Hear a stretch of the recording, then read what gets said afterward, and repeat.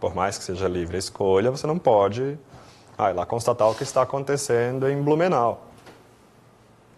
A não ser nessa hipótese aqui. Que aí vai chegando no município, na comarca integrada, até achar alguém que faça. Certo? Então, detalhe fundamental, diferente de Santa Catarina. Aqui nós temos os documentos de identificação, lá no 478, que podem ser utilizados pelas partes de qualquer ato em específico. Cédula de identidade, passaporte. Tem gente que discute essa questão do passaporte, tá? Vai ter gente que alegue que passaporte é documento de viagem. Mas o nosso Código de Normas adotou que é possível se identificar por esse documento. CNH, tá? Em Santa Catarina, a gente teve um seguinte caso, que eu não sei se chegou aos outros estados, mas foi até o CNJ, tá? CNH vencida, tá? Saiu aqui de Santa Catarina a questão de pode ou não aceitar CNH vencida. E isso foi ao CNJ. O CNJ disse que CNH vencida não tira o caráter de identificação. A pessoa não pode mais dirigir, mas ainda é documento de identificação. Certo? Então, CNH aqui, leia-se, inclusive vencida. Quanto à identidade, Santa Catarina só tem uma circular, né? Porque muita gente, não sei, criou um parâmetro falso, não sei de onde, que identidade tinha prazo de 10 anos. Né? Que a cada 10 anos tinha que fazer identidade nova. Não está em lugar nenhum escrito isso. Né? E aí saiu uma circular aqui que identidade não tem prazo de validade. Né? E a gente deve aceitar quando ela está em condições de ser aceita. Né? Tem algumas que a gente abre aquela sanfona, né? Não é mais documento de identidade isso. Né? E quando ainda dê para identificar a pessoa. Porque aparece lá uma identidade com uma cara de criança, e agora com barba ali na minha frente 30 anos depois, não serve mais para o que o próprio nome dizia, que era identificar. Né? Então, fora essas situações, não poderia recusar o documento de identificação. Carteira de identificação fornecida pelas Forças Armadas ou conselhos de fiscalização. Isso daqui, detalhe, que em muitos estados é proibido.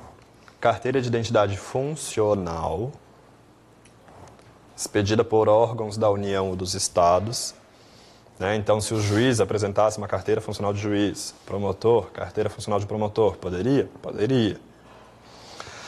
Isso daqui é um pouquinho perigoso em algumas circunstâncias práticas, porque, por exemplo, da União, tudo bem, a gente até consegue saber que órgãos da União expedem esses documentos. Agora, estaduais, tipo, sei lá, aparece alguém lá com uma repartição pública estadual do Rio Grande do Norte com uma identidade aqui.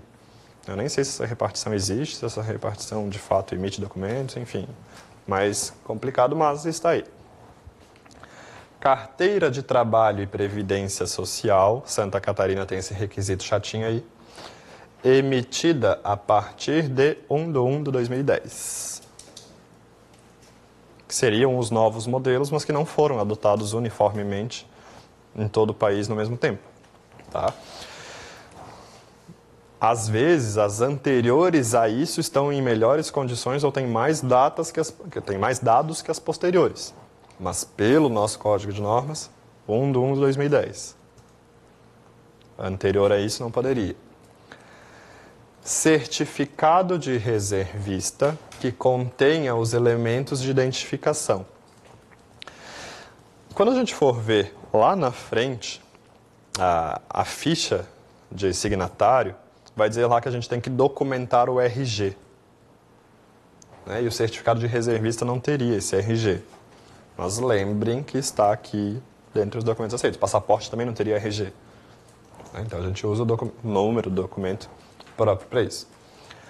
Carteira de identidade de estrangeiro emitida pela Polícia Federal. Cuidem que esse inciso 8 se refere a um documento expedido no Brasil, que é aquela laranjinha, né, dos estrangeiros que estão aqui com visto permanente, sei lá, temporário, enfim, mas esse documento é expedido pela Polícia Federal. Os estrangeiros que não têm esse documento, parágrafo único, o estrangeiro será identificado por seu passaporte, salvo se houver tratado internacional que permita a aceitação do documento de identificação do seu país, que é o caso do Mercosul. Então, a gente tem tratado com o Mercosul para aceitar os documentos de identidade deles. Então, vem um argentino para cá, pode aceitar a identidade argentina. Quem fez a prova do Rio Grande do Sul algumas semanas atrás, lá tinha um caso de um francês. Nós não temos esse tratado com a França. Então, o francês não poderia apresentar a identidade francesa para se identificar aqui. Teria que ser o passaporte. Não temos nada no nosso código de normas que a gente tenha que verificar os vistos do passaporte, se está expirado, se está dentro do prazo, se está regularmente transitando aqui dentro. Tá? Tem colegas que vão entender que isso é trabalho da Polícia Federal e não do tabelião, mas eu sei que tem estados que exigem que tenha visto válido, né, que seja dentro do prazo de permissão de estadia no país. A gente não tem isso aqui expressamente. Tá? A gente vai ter se não me engano foram parágrafos que foram acrescentados aqui, depois, ou um novo artigo, quanto aos refugiados. Tá? 479. Que os refugiados poderiam se identificar, inclusive, por testemunhas, até porque a situação de trazer documentos nem sempre é simples. Não sei se necessariamente precisava ter esse artigo, porque o Código Civil já diz isso. Né? Que quando a pessoa não puder se identificar, ela poderá se valer de 2 testemunhas, para todos. Talvez a preocupação aqui foi justamente os estrangeiros. Talvez alguém não teria essa mesma interpretação para estrangeiros, porque aqui diz que estrangeiro tem que ser assim. Certo? Mas na situação de refugiado, a gente tem o 479, com a situação que pode ser por testemunhas, que eu conheço em ateste, enfim. Né?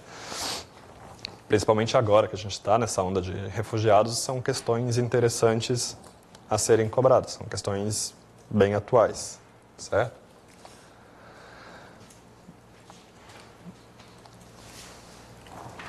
Algumas circunstâncias em específico de algumas pessoas não alfabetizadas ou impossibilitadas de assinar, em Santa Catarina, elas precisam estar acompanhadas do assinante a rogo e 2 testemunhas. Isso, novamente, tomem cuidado. Se a gente pegar o Código Civil, é o assinante a rogo e ponto. O Código Civil não prevê 2 testemunhas para isso. Nosso Código de Normas, sim. Alguns estados copiaram, né, o Código Civil. Não foi o nosso caso. Então, são 3 pessoas a mais. O assinante a rogo e 2 testemunhas.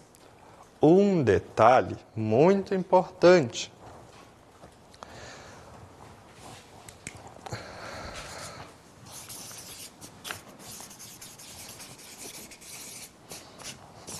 No testamento público.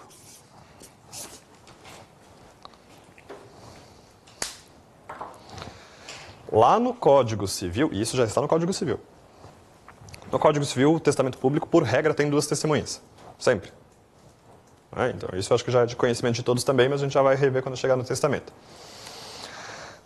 Lá no testamento público vai ter a previsão de, e se o testador não souber assinar? Certo? Cuidem, pelo Código Civil, é uma das testemunhas que vai assinar a rogo no testamento público. Quando a gente está falando de outros atos, escritura, procuração, seja lá o que for fazer, 2 testemunhas mais o assinante a rogo.